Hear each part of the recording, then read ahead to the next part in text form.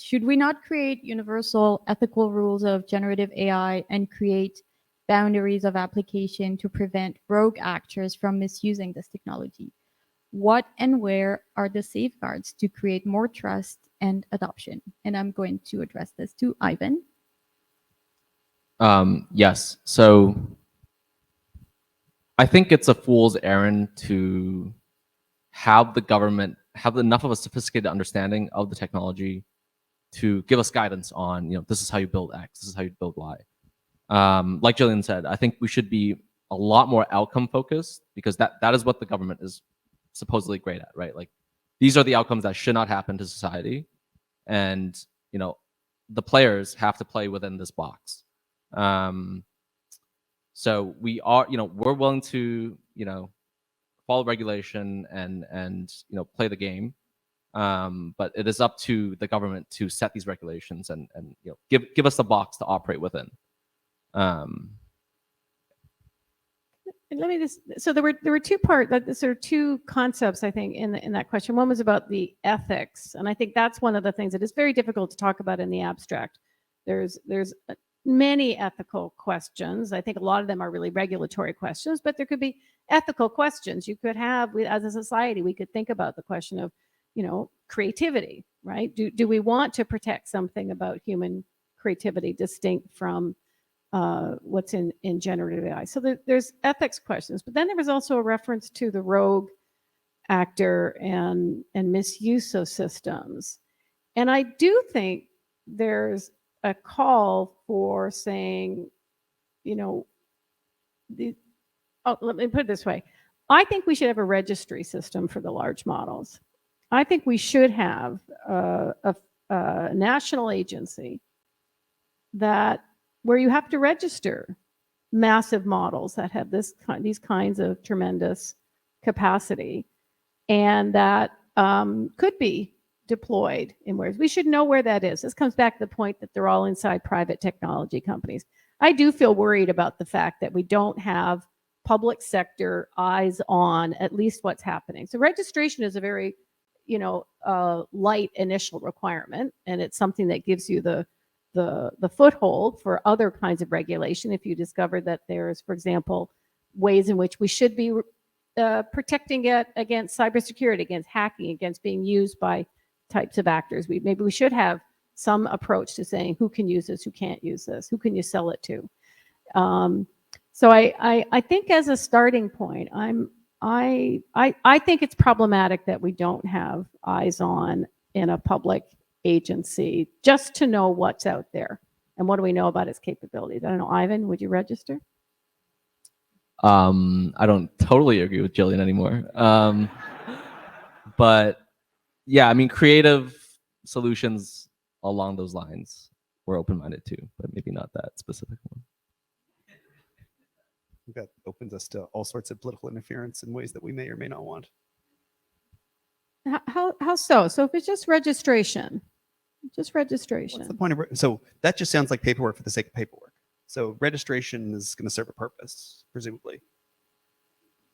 Well, it gives you the starting point. That's true. It gives you the starting point for a lever to say, for example, you could say, look, our societies, we actually can't adapt as quickly as private incentives would roll this out. So we might want to have some of that decision making in the public sector. You might want to say, you can own. Well, we discovered this is perfectly safe if it's used by certain kinds of users, but not other kinds of users. Or you could have requirements around making sure that it's being treated in it's got cybersecurity protection, so it's not being hacked.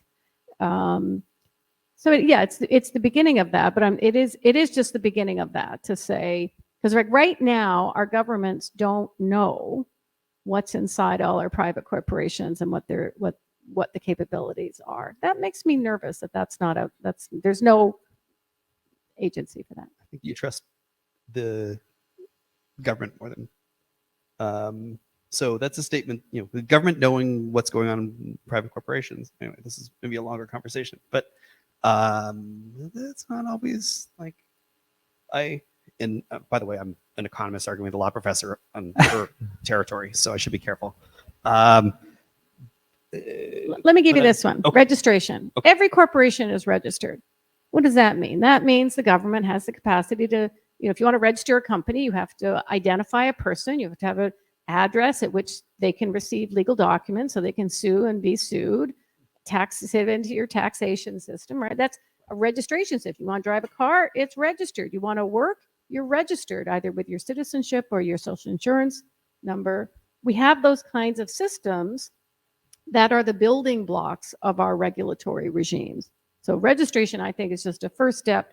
I don't think it's the case. I'm sure you don't think this, Avi, that there's no regulation that we're going to need in this domain. No, we're going to need sure. I'm just thinking through the logistics of how do we define large? How does large change over time? Are we going to start, so Jason Furman at our first Economics of AI conference, he was Obama's chair of the Council of Economic Advisors. So, we had an Economics of AI conference, and we talked about regulation of AI, but we don't talk about regulation of regression. Okay. And so how do we think through, stats? We don't regulate whether we can use stats or not. We regulate the outputs. So do we want to regulate the models or do we want to regulate the outputs? And I think Philippe wants to go. I think we're not going to solve that here. I think it's a huge question, but just I like to take a step back when we reach that point, because I've had these conversations before, and what I like to ask is, how do the scientists inside these large corporations understand the system they build, right? And I think when you start thinking of it this way, I'm going to take the example of a place I know much better. I was working at Google and recommender system. That's what I'm building now. Recommender systems inside platforms like Facebook or Twitter, the way they're understood is they have people, scientists, if you will, that are running experiments on them, and they're asking questions. If I make the button red, will people click on it more? They can run these kind of experiments. There are a bunch of experiments like that they run all the time. What I believe we should be doing a lot more are experiments for which the answer would be, an answer to a societal question, the question we're asking ourselves. Are our children getting addicted by reels on TikTok? I think that's a valid question. We should be able to ask that question, and there should be ways for scientists that are not affiliated with these large companies to run experiments on these social platforms. I think this is true of many other places, and we could envision a world in which public scientists are able to run societally important questions on large systems. And if we are able to design that kind of thing, I believe we'll be much better off, because the real problem when you're asking this question, how do we keep them ethical? You have an ethical question in mind. You have a socially important question, and we should just be running these through the systems the same way the scientists in these companies are running their own questions.